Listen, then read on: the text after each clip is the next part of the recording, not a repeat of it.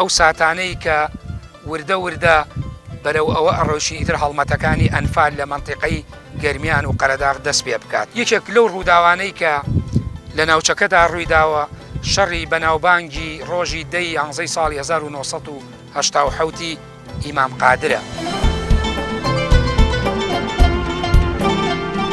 بە بەرنامە هاتینە منطقەکەەوە کە ئەو کاتە من لە مەکتەبی عسکەری بووم، جەنابی مامۆسا شەهید مامۆسا عەلی بیارە فەرماندەی مەکتەبی عسکەری بوو. ئەو کاتە لە سەرەتای بزوتنەوە 1970 هەتا مەکتەبی عسکەریمان پێمانەوت لەشکری قورئان.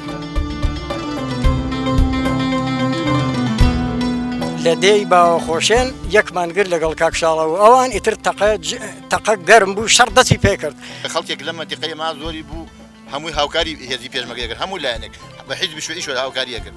بەڵام وەکو فکرە حەزیە کرد هێزێک بووە کە فکرەی ئیسلامی بێ و دیفاع لە مافی ئەم گەلە بەشقراوە زوڵم لێکراوە بکات.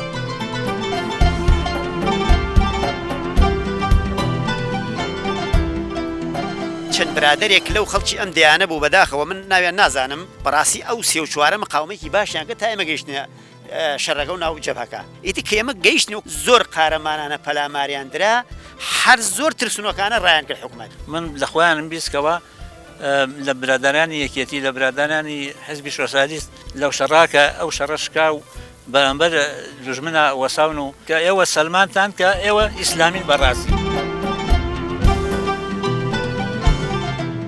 قەرەداغ لە کەشکۆڵی پێشمەرگەدا حوزەیرانی 1986 بۆ نیسانی 1988